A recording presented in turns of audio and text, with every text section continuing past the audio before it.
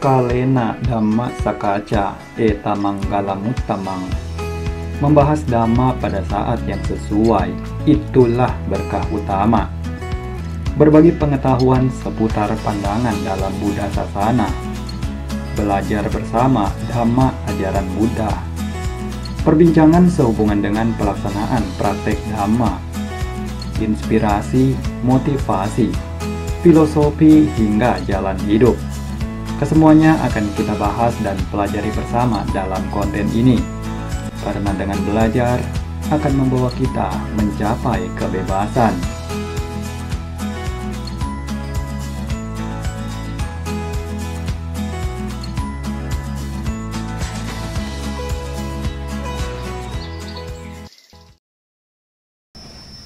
Oke, buka dulu lah, buka dulu. Boleh. Namo Buddhaya, salam metta, semoga semua makhluk berbahagia, sabda sata, bawanda sakitata. Untuk semua pemirsa di Indonesia, sahabat Dhamma semua.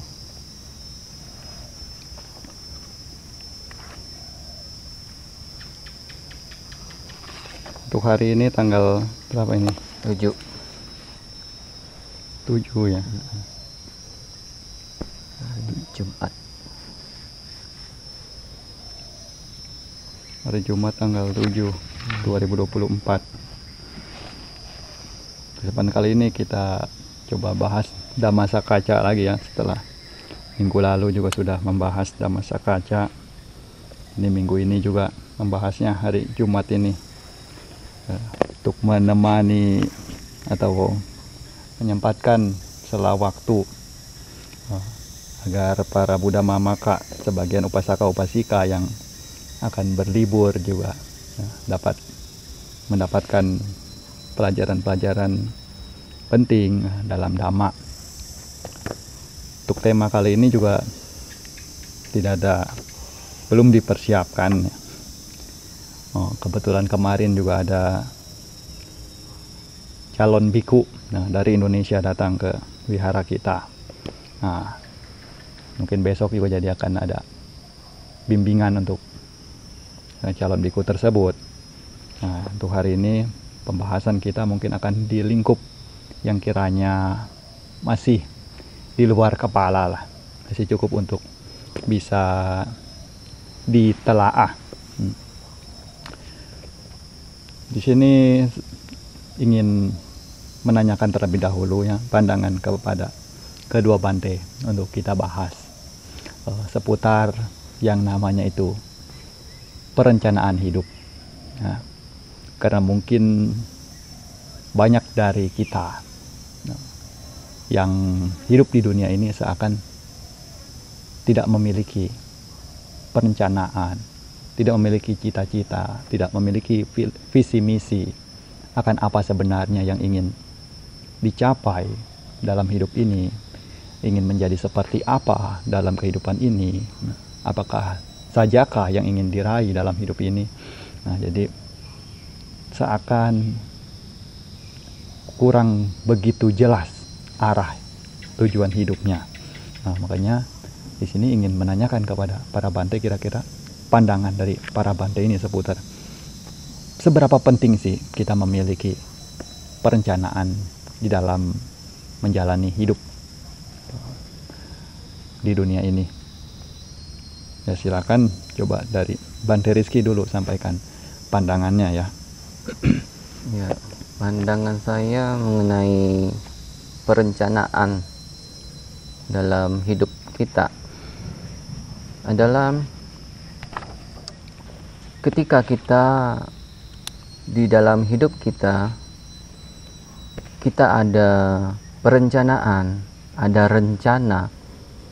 Tentunya di dalam hidup kita menjalaninya akan lebih terarah dari perencanaan yang sudah kita buat sebelumnya. Ya. Kita ada target apa yang ingin kita capai di dalam hidup kita. Nah, itu yang kita sebut dengan perencanaan. ketika seseorang tidak ada perencanaan di dalam hidupnya, maka dia akan bingung sendiri. Maka dia akan terombang-ambing, hidupnya akan tidak terarah. Ketika dia menyadari, sebenarnya saya hidup ini untuk apa ya? Apa yang saya ingin capai ya? Apa yang saya ingin targetkan? Apa yang saya ingin peroleh ketika saya nanti misalnya sudah usia senja? Apa yang ingin saya capai ketika saya usia senja? Saya bisa menikmati apa yang sudah saya usahakan, sudah saya dapati selama ini dari muda sampai dia usia senja. Dia akan menikmati. Ketika seseorang tidak mempunyai perencanaan, maka dia akan bingung. Dia tidak tahu arah yang ingin dia capai, arah yang ingin dia tuju, arah yang ingin dia targetkan di dalam hidup dia. Nah, seseorang yang sudah merencanakan sesuatu di dalam hidup dia akan terarah. Oh, saya dalam 1 tahun, oh saya dalam 5 tahun, saya harus selesaiin kuliah misalnya. Saya harus selesaiin kuliah. Gimanapun saya tidak boleh tidak lulus kuliah ini. Pokoknya dalam 5 tahun ini saya harus lulus kuliah, misalnya begitu. Nah, perencanaan berikutnya akan dicanangkan setelah selesai kuliah. Apalagi ya saya harus rencanakan setelah saya selesai kuliah ini. Itu akan dibuat lagi perencanaan. Jadi perencanaan itu step by step. Ya, bisa juga ya perencanaan permanennya apa? Bisa juga perencanaannya step by step, yang seperti setelah kuliah apa yang direncanakan berikutnya itu kita bisa tentukan lagi gitu loh. Nah, ketika seseorang sudah merencanakan sesuatu, maka hidupnya akan terarah. Selesai kuliah saya mau kerja apa ya? Setelah bekerja misalnya, perencanaan atau target apa yang ingin dicapai? Sudah dapat kerja ini, sudah menghasilkan sesuatu, misalnya uang, apa yang ingin dia capai, apa yang ingin dia targetkan, kita rencanakan lagi. Oh, saya ingin misalnya di rumah tangga, saya ingin berumah tangga, memiliki anak, istri, saya ingin membeli rumah, ya sebelum itu membeli rumah, memiliki mobil misalnya gitu. Itu ada rencana-rencana yang kita tentukan. Kalau misalnya seseorang tidak mempunyai rencana, ketika dia sudah tamat selesai kuliah, selesai misalnya sudah bekerja, ya, itu dia nggak tahu apa yang dia lakukan lagi berikutnya. Bisa-bisa dia bisa jomblo seumur hidup karena dia nggak ada target. Saya umur sekian harus menikah ya, saya harus punya pacar, karena saya tidak mungkin lajang bekerja sampai seterusnya begini terus, tidak punya keluarga. Jadi ya orang yang merencanakan sesuatu dia tahu arah yang dia ingin capai gitu, dibandingkan orang yang tidak mempunyai rencana. Ya bisa aja dia tidak tahu di dalam hidup dia itu apa yang ingin dia capai, bingung sendiri gitu, tidak terarah hidupnya. Dan akhirnya orang yang tidak mempunyai rencana itu akan menyesal ujung-ujungnya. Itu udah pasti ya, akan menyesal. Kenapa ya saya waktu muda tidak merencanakan ini matang-matang ya, sampai saya hidup sekarang ini udah usia senja ya begini, nggak dapat apa-apa, nggak ada hasil apa-apa. Sedangkan teman-teman saya sudah berhasil semua, keluarganya bahagia, hidupnya bahagia, saya ya begini-begini aja. Itu akhirnya timbul penyesalan. Nah, saran Bante ya, bagi perumah tangga ya, kalau untuk kalangan biku ya pasti dia harus punya perencanaan juga ya. Semua tidak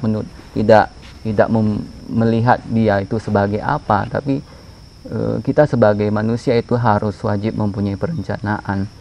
Nah, itu saran dari Bante untuk bagi umat awam, kalau bisa sejak dini kita canangkan rencana kita, target kita di dalam hidup kita, sehingga hidup kita bisa terarah.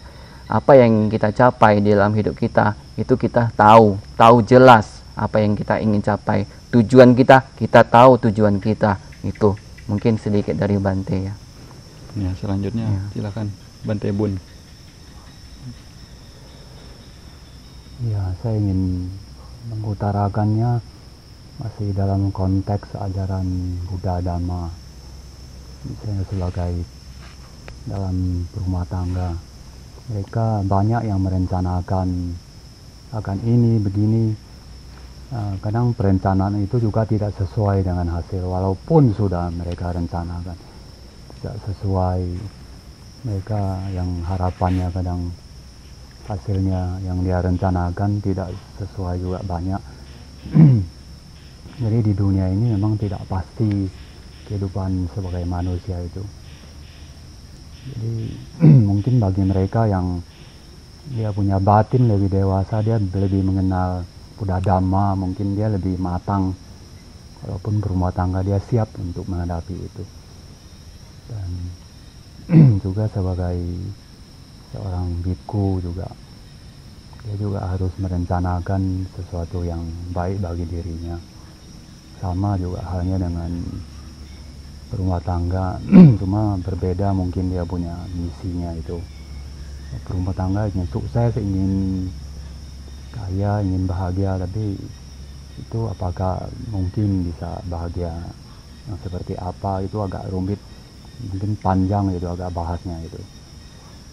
Jadi ini pembahasan agak singkat aja mengenai perencanaan hidup sebagai manusia, dia ingin seperti apa dari awalnya mudanya mungkin sampai dia tua. Seandainya rencananya tidak berhasil, mungkin dia akan banyak mengalami itu seperti depresi, seperti apa, stres, seperti kita sering lihat kebanyakan di dalam umat-umat seperti rumah tangga gitu, banyak yang terjadi juga. Jadi hati-hati. Jadi dalam konteks ajaran Buddha kita juga harus mengimbanginya dengan Buddha Dhamma agar kita bisa terima gitu, bahwa hidup ini tidak kekal, selalu berubah, tidak pasti, walaupun sudah kita rencanakan pun tidak sesuai dengan harapan, meleset. Seperti kenaikan kelas itu, orang akan rajin belajar seperti contohnya, tiba-tiba dia pun tidak lulus, itu banyak yang terjadi hal yang lain-lain juga contoh.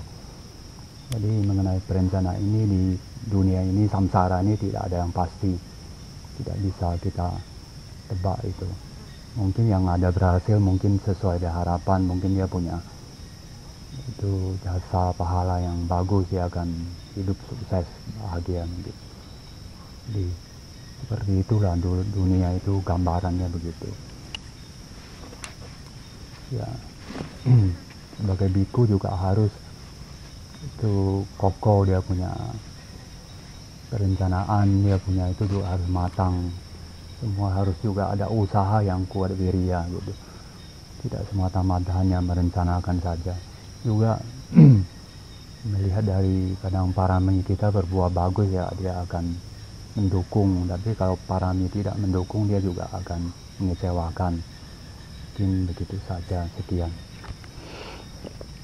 Berikutnya, nah di sini kan perencanaan itu 11-12 lah dengan keinginan, atau ya merupakan bentuk daripada keinginan. Di sini keinginan itu yang namanya keinginan, kalau misalnya kita tarik dari pandangan Buddhis, ya, pandangan agama Buddha, keinginan itu kan merupakan tanha, ya, bisa berupa nafsu, nafsu keinginan. Nah, keinginan untuk menjadi ini, menjadi itu, dan lain sebagainya, yang mana itu kan akan memberikan tekanan berupa penderitaan. Karena kalau misalnya punya keinginan banyak, tentunya akan banyak penderitaan, betul kan? Semakin sedikit keinginan juga semakin sedikit penderitaan. Kalau tidak ada keinginan, ya juga tidak menderita. Rumusnya kan seperti itu. Tapi keinginannya mungkin keinginan yang bagaimana. Kalau keinginan disertai ya dengan nafsu, arahnya ke arah kilesa, pemuasan nafsu keinginan, tentunya ya akan sangat menekan sekali. Jadi makanya di sini, nah dari keinginan ini yang mana akan memberikan penderitaan. Jadi selama kita bagaimana tadi di penjelasan di awal, ya kan, dari Bante Rizky, dari Bante Bun itu mengatakan betapa pentingnya kita memiliki perencanaan di dalam hidup. Ya, jadi hidup harus punya perencanaan di awal. Nah sekarang di sini ketika kita tarik ke arah yang mana perencanaan itu justru adalah sumber penderitaan yang akan membuat kita menderita. Nah, atau banyak kalau misalnya orang yang terjebak di dalam perencanaan tersebut itu malah menjadi ya sampai depresi, dan banyak juga yang mengakhiri hidup karena tidak sesuai dengan ekspektasi atau apa yang ingin dicapai. Nah, jadi makanya di sini ingin menanyakan, ya, kira-kira sebenarnya, ya, menurut pandangan para Bante, mana sih yang seharusnya itu adalah apa yang sebenarnya dari dua kalimat yang akan saya katakan ini. Nah, kalimat pertama itu adalah berjuang terlebih dahulu, ya, untuk mencapai keinginan, untuk mencapai perencanaan tersebut, ya, bersusah payah berjuang, nah, nanti baru akan bahagia setelahnya. Ataukah bahagia pada saat selama menjalani apa-apa saja untuk mewujudkan perencanaan tersebut. Ya, dapat ya poinnya. Jadi jangan sampai nanti suruh saya ulang lagi ya. Dapat ya poinnya ya. Dapat. Sekarang Bante Bun jelaskan. Ya, ini satu hal yang pertama, ya berjuang terus gitu untuk bahagia. Mungkin saya membahasnya ini dari harus satu persatu ya. Kalau untuk berjuang dia itu mungkin kalau dia punya mental yang bagus, punya usaha yang bagus, dia akan berjuang terus, dia pun pahit, dia akan jalan terus sampai itu hasilnya terlihat. Memang itu semua yang kita perjuangkan semuanya ada hasil itu. Tidak mungkin tidak ada hasil, cuma hasil itu memuaskan atau tidak, ini yang bikin masalah untuk si perjuangan ini. Jadi hal ini juga tergantung yang berjuangnya itu, dia punya mental atau kuat tidak untuk hal yang satu ini. Terus hal yang kedua ini, ya, dia setiap hari berbahagia, itu punya kehidupan yang bahagia sampai berjuang, ya itu juga sangat bagus itu. Karena mungkin dia sudah happy pembawaannya, dia akan happy saja, jadi mungkin pencapaiannya pun lebih happy ya, dia pun santai aja gitu, biasa gitu. Kehidupan dia bisa mengkoordinir, dia punya batin itu bisa mengatasi, ini ya terus dia berjuang gitu. Juga hal yang sangat positif nih, hal yang kedua ini berbeda dengan yang pertama itu. Yang pertama itu tadi dia harus berjuang mati-matian itu, tapi hasil ada, tapi belum tentu kalau dari pandangan saya bisa memuaskan dia. Kadang-kadang ya membawa kebaikan, pemulihan, banyak membawa seperti sebuah pengalaman yang sangat luar biasa yang dia capai itu juga banyak terjadi pada semua orang itu. Kalau hal yang kedua ini yang setiap hari ya berbahagia, ya itu pun kita butuh kebahagiaan. Tanpa kebahagiaan setiap hari mungkin kita akan sulit untuk berjuang itu, sampai menemukan yang titik yang kita capai, yang kita rencana itu seperti apa itu, yang kita tahu hasilnya. Jadi kalau saya pikir, kalau saya pilih mungkin saat ini seperti usia saya pilih yang nomor 2 tadi, bahagia terus itu sampai. Yang pertama itu untuk usia saya itu sudah agak kurang terpakai, ya itu metode dia itu seperti itu. Jadi berjuang terus itu yang keras itu. Seperti orang yang contohnya seperti perumah tangga juga yang baru rumah tangga, dia akan berusaha keras awal-awalnya sampai usaha sampai dia punya keluarganya sampai bahagia. Dan tapi juga kadang juga tidak terlalu banyak membawa hasil yang bahagia yang tidak pasti gitu.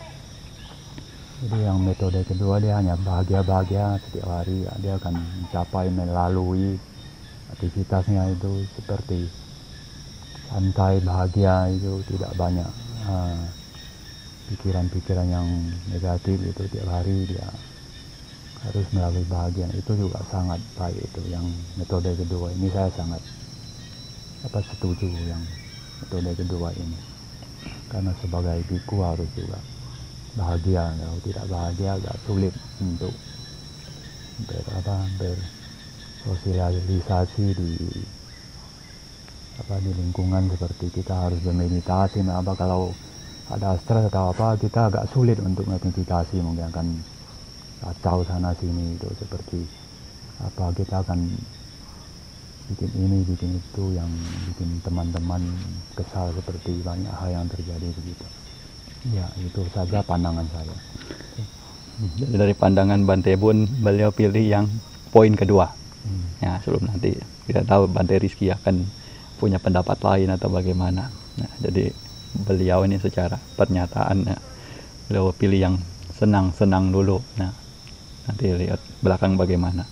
Nah, jadi seperti sudah usia seperti ini, nah, kan faktor usia yang beliau pilih gitu kan. Makan saja durian sebanyak-banyaknya, nanti pembuluh darah pecahnya, stroke belakangan kan. Jadi bersenang-senang dahulu lalu mati kemudian, mungkin bisa ke sana juga arahnya. Tapi ya itu lah, oke, bisa diambil gitu kan, dari menjaga mana yang poin-poin itu, dan dari keduanya nanti akan saya beritahukan sebenarnya sama pentingnya gitu. Tapi ini biar Bante Rizky dulu, kira-kira beliau punya penjelasannya bagaimana dan pilih yang seperti apa menurut gambaran pandangan beliau. Ya, kalau disuruh pilih antara dua ini, satu atau dua, dua-dua bagus ya, dua-dua bagus, tapi ada plus minusnya. Kalau Bante disuruh pilih nomor 2 ya. Kenapa? Nah, Bante jabarkan sedikit ya.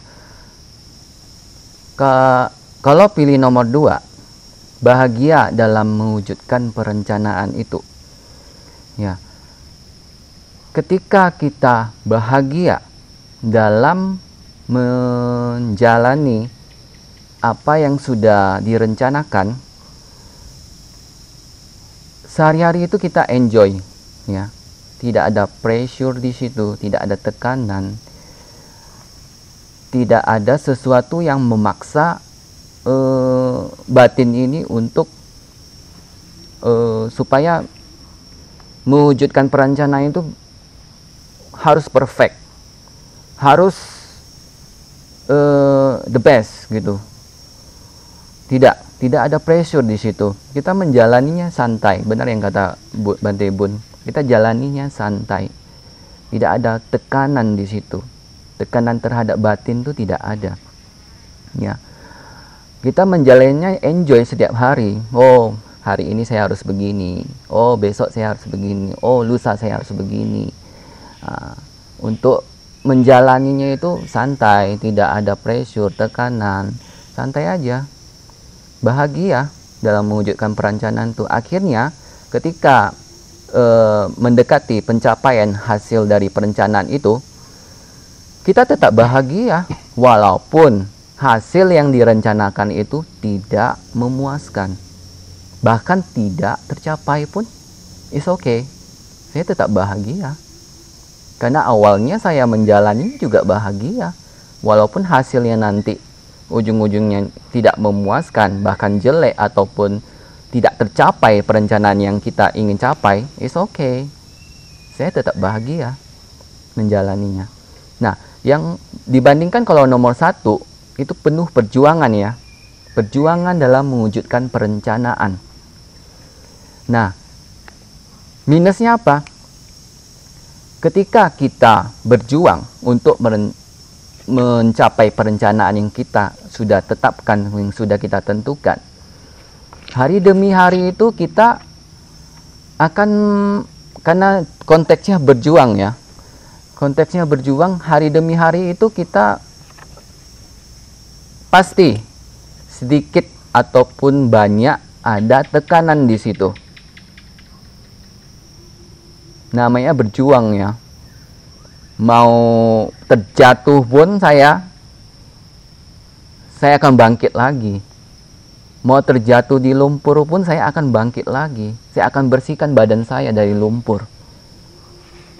Nah, seperti itu contohnya. Walaupun saya terjatuh di kubangan lumpur, saya akan basuh lagi, saya akan bersihkan, saya akan pergi lagi ke tempat yang saya tuju. Gimana pun saya harus capai tempat itu.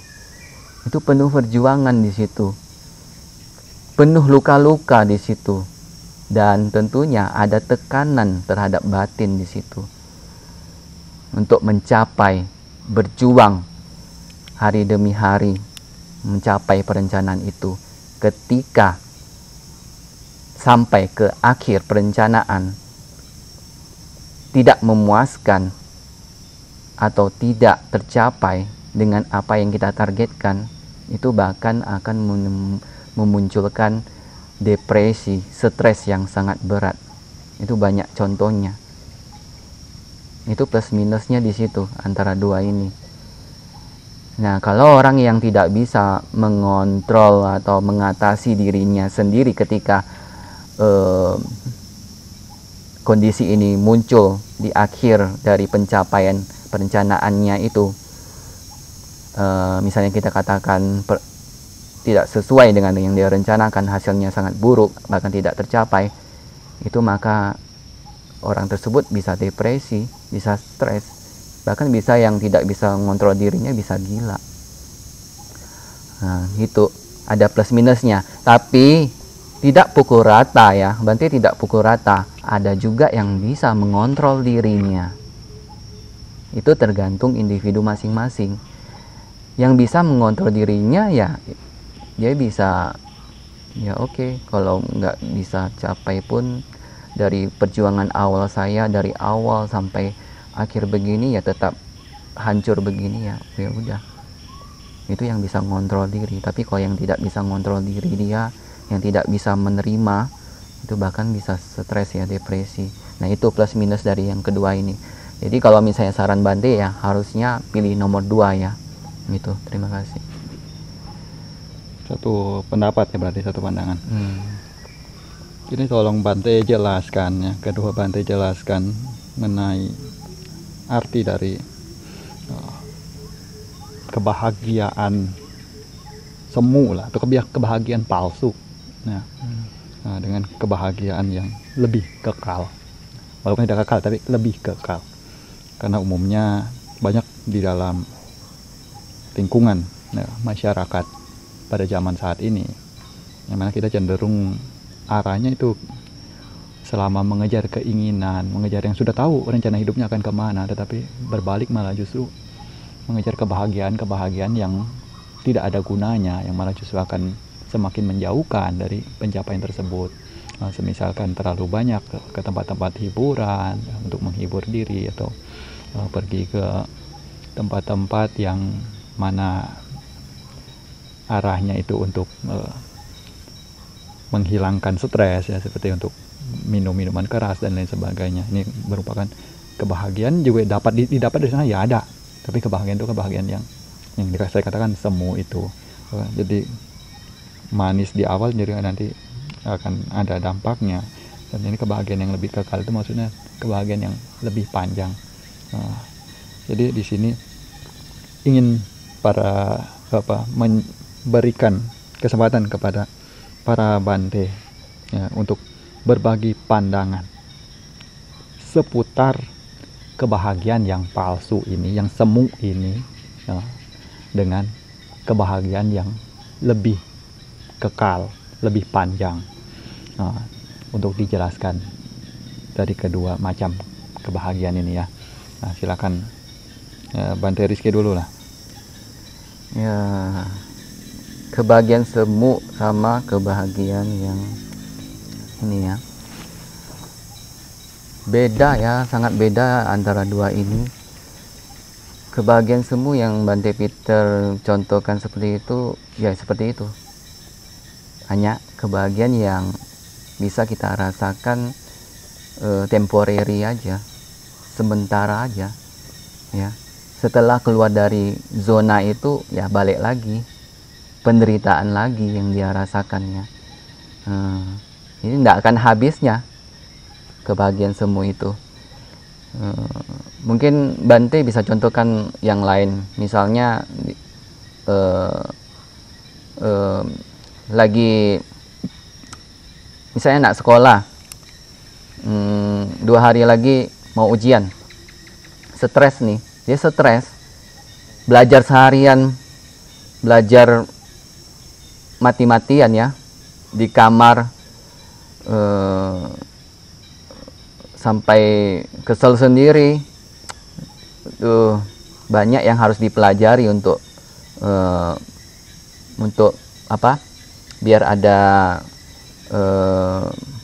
bahan ya, biar ada persiapan untuk menghadapi ujian tersebut.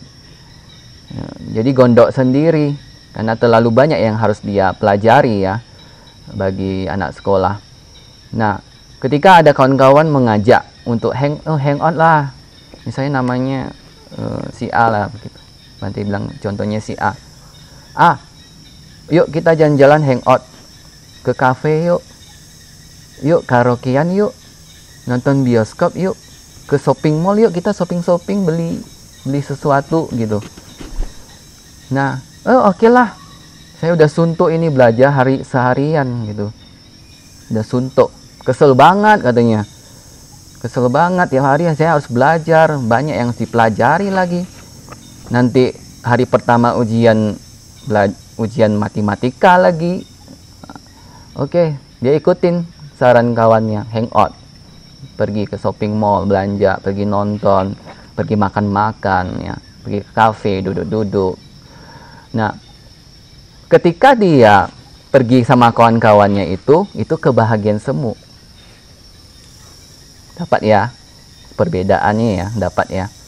Itu kebahagiaan semu. Dia pergi ke kafe, duduk-duduk sama temannya, nongkrong, ngobrol-ngobrol, ketawa, hahaha, hihihi ya.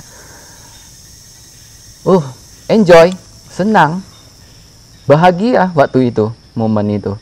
Pergi habis dari kafe, pergi nonton bioskop sama teman, nonton film yang terbaru. Pada saat nonton, wow, senang kali ya. Aduh, bahagia sekali ya. Nonton film terbaru lagi, akhirnya bisa saya nonton film ini. Nah, setelah nonton selesai, pergi shopping, pergi belanja-belanja. Aduh, saya pengen beli ini, saya pengen beli itu ya. Nampak ini, pengen beli beli. Ini kayaknya bagus deh. Ini pakaiannya cantik sekali. Saya beli Pada saat indera itu tergoda dengan hal-hal yang demikian yang di luar, itu kebahagiaan semu. Ketika melihat pakaian itu, saya ingin memiliki pakaian itu kebahagiaan semu. Melihat pakaian itu, ingin rasa membeli, ingin memiliki, akhirnya barang itu terbeli. Ya, terbeli, pengen beli itu semua indera akan tergoda ya, akan ini ibaratnya tergoda dengan sekitar kita yang kita lihat. Nah, itu kebahagiaan semu. Ketika selesai pulang, berpisah dengan kawan-kawan, pulang ke rumah masing-masing. Nah, kebahagiaan yang nyata itu yang akan kembali. Kenapa Bante bilang kebahagiaan yang realnya itu akan kembali? Dia akan stres lagi, dia akan menderita lagi. Ketika berada di rumah, aduh, bete kali ya. kok saya keluar senang-senang dari sama temen, enak, bisa makan bareng, bisa karaokean, bisa shopping, apa yang saya pengen beli saya bisa beli. Kok di rumah saya rasanya kesel banget, bete banget, suntuk, ini aja. Belum lagi dengar mama ngomel-ngomel, harus bersihkan kamar, harus cuci piring, harus suruh cuci inilah, cuci pakaian lah, cuci ini, mama ngomel-ngomel, bete, kesal muncul, emosi muncul. Nah itu kebahagiaan yang real akan kembali lagi ketika sudah selesai kerjain semua apa yang disuruh mama, daripada mama ngomel-ngomel, harus menghadapi lagi, belajar lagi untuk menghadapi ujian. Nah itu bete lagi, kesel lagi, suntuk lagi, stres lagi. Nah itu kebahagiaan yang real yang kita akan hadapi. Penderitaan lagi. Beda antara kebahagiaan semu sama kebahagiaan yang real yang kita rasakan. Itu beda sekali. Kebahagiaan semu itu hanya bisa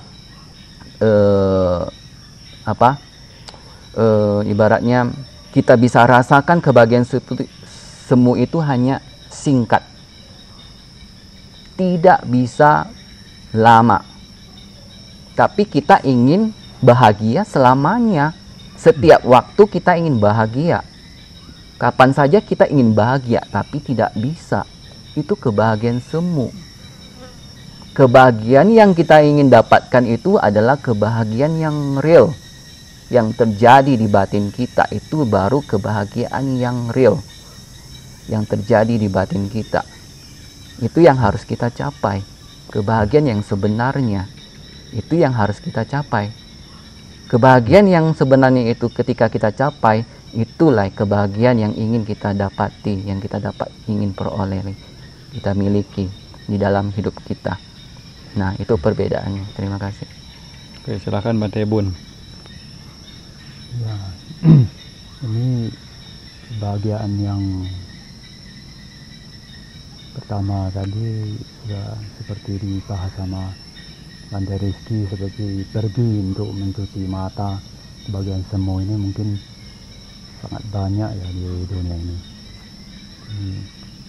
Jadi pergi ke tempat hiburan dan juga ada hal yang positif di sini. Saya lihat seperti teman-teman seperti Buddhism ya, yang dia ada hal yang positif seperti pergi itu hal yang agak kekal lah, seperti dia bisa pergi berkunjung ke tempat spiritual, seperti pergi ke tempat-tempat untuk meditasi mungkin. Nah itu juga bisa dia sambil cuci mata, itu mungkin yang agak bermanfaat ya. Dia pergi untuk retreat itu mungkin untuk bisa mendukung dia punya parami untuk berjuang di masa depan dia. Ini yang bisa membawa dia lebih baik kehidupan yang akan datang dibanding dengan kebahagiaan yang dia peroleh dengan cara yang agak yang semu seperti yang tadi Bante Rizky cerita.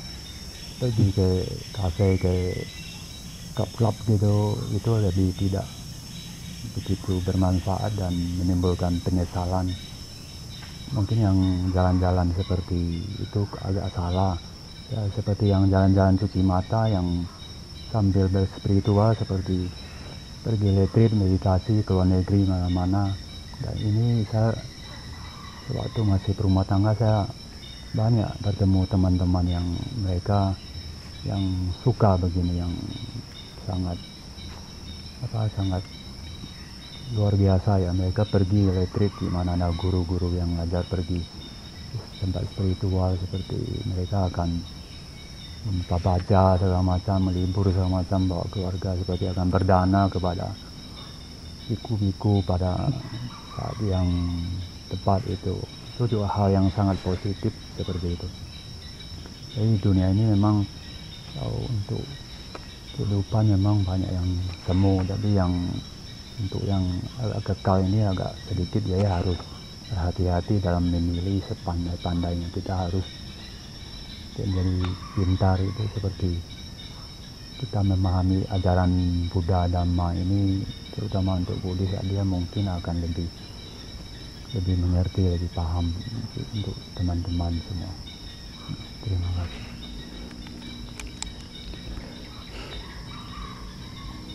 Cuma penjelasannya menarik juga ini ya. Masih ada beberapa poin yang sudah saya siapkan. Sayang ini tambah gelapnya. Di sini dari yang Bante Bun tadi jelaskan juga unik juga ya, lucu cara bagaimana itu mencari kebahagiaan ya dengan cari tempat-tempat meditasi ya, katanya meditasi untuk mencuci mata katanya. Ada sempat juga ke luar negeri. Ini seperti arahnya seperti promosi kalau saya lihat ya. Cuci mata, retret ke luar negeri. Wah. Berarti mungkin bisa dipertimbangkan ya. Nanti setelah ini saya akan tetapkan aturan itu untuk terima biku baru itu harus ganteng ya. Karena katanya buat cuci mata. Kalau nggak ganteng nggak terima ya. Habis di Batam Krongpen ya. Berikutnya. Karena semakin gelap ya, ini poin pertanyaan terakhir lah kurang lebih untuk dibagikan ya. Tidak perlu banyak juga, kurang lebih. Kira-kira kalimat dhamma apa atau kata bijak apakah ya yang menjadi lebih kurangnya moto hidup dari kedua Bante ini selama mengejar perencanaan itu untuk dapat sampai ke sana?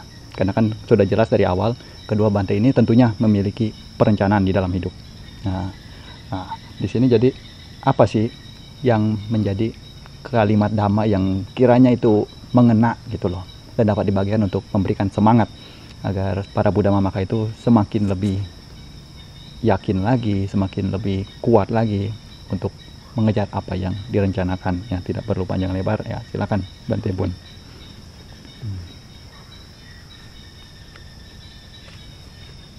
Pesan saya, kita sebagai manusia lahir di alam manusia ini sangat beruntung. Jadi saya ingin tekankan bahwa waktu kita tidak bisa kembali ke masa lalu. Jadi untuk jalan ke depannya, ambillah hal yang sebaik mungkin yang kita sudah rencanakan dan kita tegaskan bahwa kehidupan kedepannya itu harus yang terbaik untuk diri kita, untuk masa depan lagi yang sangat panjang. Karena di alam samsara 31 alam ini masih sangat panjang itu perjalanan kita. Jadi waktu pun untuk saat ini kita tidak mungkin kembali untuk lebih muda, bisa sehat, lebih sehat lagi. Jadi kita harus sebaik-baiknya. Jadi berusahalah untuk yang terbaik, untuk mengambil hal-hal yang baik yang mendukung untuk kehidupan spiritual ke depannya untuk lebih baik. Jadi waktu tidak pernah kembali untuk kita. Itu saja. Oke, Bante Rizky. Ya, saya pernah dengar cerita dari seseorang ya. Ini Lompo Intawa yang cerita. Lompo Intawa melihat biku, ya, melihat biku dari kuti mereka. Kutinya kotor, berantakan. Nah, Lompo Intawa bilang biku ini hidupnya tidak akan cerah di kemudian hari dibandingkan biku yang lain yang kutinya bersih, rapi. Apa yang Bante tangkap di sini yaitu jangan malas. Ketika seseorang malas, maka hidupnya tidak akan cerah di kemudian hari, di kelak hari. Itu aja kuncinya, jangan malas. Ketika kamu terapkan ini, itu sudah pasti kehidupan kamu akan cerah. Lompo Intawa bilang sendiri, biku yang rajin terlihat dari kutinya, rapi, bersih. Biku ini masa depannya cerah. Lompo Intawa bilang begitu. Nah, yang Bante tangkap itu adalah jangan malas. Ketika Anda punya rencana Kalau Anda tidak malas, itu udah pasti masa depan Anda akan cerah. Itu aja. Oke, ya. Selesai ya, karena sudah gelap juga, ya, atau apa-apa saya juga sudah disampaikan, nanti biar dengar sendiri, tarik kesimpulan sendiri, serta ambil pelajaran sendiri, mana yang kiranya itu bermanfaat, mana yang kiranya itu akan menjadi satu dorongan atau motivasi untuk menjadi orang yang lebih baik dan lebih baik lagi, maka itu yang diambil. Nah, ini sedikit cerita ya, dari kesimpulannya adalah kita sebagai manusia yang hidup di dunia ini tentunya haruslah memiliki perencanaan hidup. Karena kalau kita hidup tanpa perencanaan, mungkin tidak ubahnya dengan makhluk hidup lainnya yang seperti binatang dan lain sebagainya yang hidup tanpa perencanaan. Mungkin lebih kurang begitu. Ini bukan bentuk melecehkan atau merendahkan binatang, namun lebih kurang demikian. Karena kita manusia makan untuk hidup, bukan hidup untuk makan. Lalu kemudian dari kebahagiaan, yang kita bahagia dulu baru sukses, atau sukses dulu baru bahagia, itu juga tergantung bagaimana pilihannya. Memang akan lebih baik kita bahagia terlebih dahulu, karena belum tentu juga kita kejar-kejar kesuksesan sampai sukses nanti akan bahagia. Siapa yang tahu kalau misalnya tidak pernah tercapai itu semua. Makanya penting di sini banyak para motivator pun, orang-orang hebat sekalipun, itu menitik beratkan pada pentingnya bahagia terlebih dahulu selama mengejar perencanaan yang direncanakan tersebut. Nah, kemudian mengenai kebahagiaan semu, juga kebahagiaan yang lebih kekal, ya, itu juga merupakan kebahagiaan yang di dalam Buddha Sasana ini juga ada umpamanya. Jadi kebahagiaan yang semu itu ibaratkan kita mengejar kebahagiaannya yang seperti makan tebu itu dari pangkal menuju ke ujungnya. Ya, semakin kita makan akan semakin tawar. Nah, berbeda dengan kebahagiaan yang kekal, itu seperti makan tebu dari ujungnya menuju ke pangkalnya. Semakin kita makan akan semakin manis. Nah, ini beda dua dari kebahagiaan ini. Dan kalimat damai terakhir yaitu adalah motivasi dari para Bante bisa diambil untuk pelajaran dan menambah semangat serta kesabaran di dalam kehidupan yang penuh dengan ketidakpastian ini. Ya, untuk akhir kata berikan Bante Buntario ya untuk memberikan salam penutup kepada para Buddha Mamaka dan berlibur ya besok.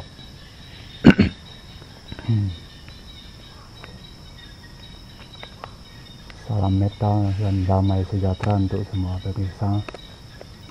Semoga semua makhluk berbahagia, sabaya satta bhavantu sukhita. Sampai jumpa di minggu depan.